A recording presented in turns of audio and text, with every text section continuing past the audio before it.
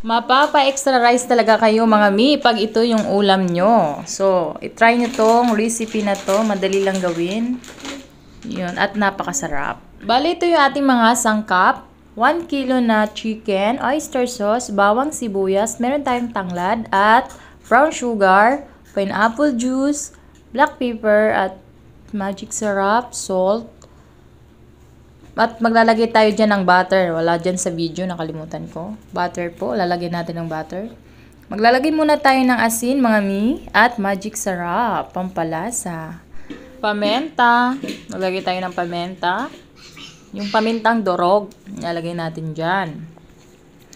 Tapos maglalagay tayo ng tanglad, pampabango, at saka yung bawang sibuyas.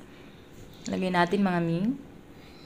At maglalagay tayo ng oyster sauce, 2 tablespoon lang ilalagay natin para magkaroon ng kulay, pampalasa din yung ating chicken. At 2 tablespoon brown sugar. Yun ang lalagay natin, 2 tablespoon na brown sugar. At saka yung pineapple juice, ibubuhos lang natin mga mi. Maglagay din tayo ng 2 tablespoon na soy sauce.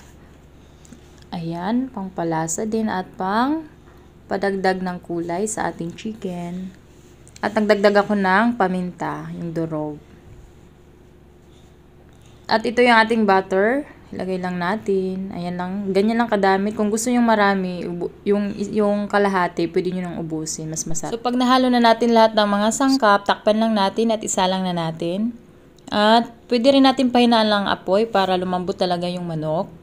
Bali, ganito nga pala yung itsura niya bago natin isalang. Pinagsama ko lang lahat ng sangkap at isa lang natin sa mahinang apoy. Wala nga pala akong tubig na nilagay dyan kasi meron naman siyang pineapple juice. So, ayan na, kumukulo na. Habang kumukulo mga yan, palagi nating titingnan at halu-haluin lang natin yung sabaw para ano siya sa yung lasa, manuot sa manok. So, kailangan natin hayan lang natin na kumulo ng kumulo para lumapot. Palagi ko nga pala chinecheck kung ano na siya malapot. Kasi inaano ko siya, hinahalo-halo ko siya para manuot nga yung sarap sa chicken. So, palagi ko siyang hinahalo.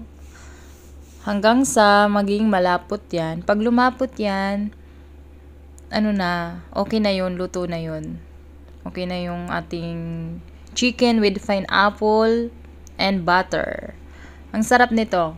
Try nyo to. Mapapa-extra rice talaga kayo. Ito na nga mga mi, pinatay ko na yung apoy kasi gusto ko yung may sarsa kasi gusto yung anak ko may sabaw. Pero mas masarap din yung medyo malapot, yung nagmamantika. Yun lang. Mga mi, dagdagan nyo yung sinaing nyo.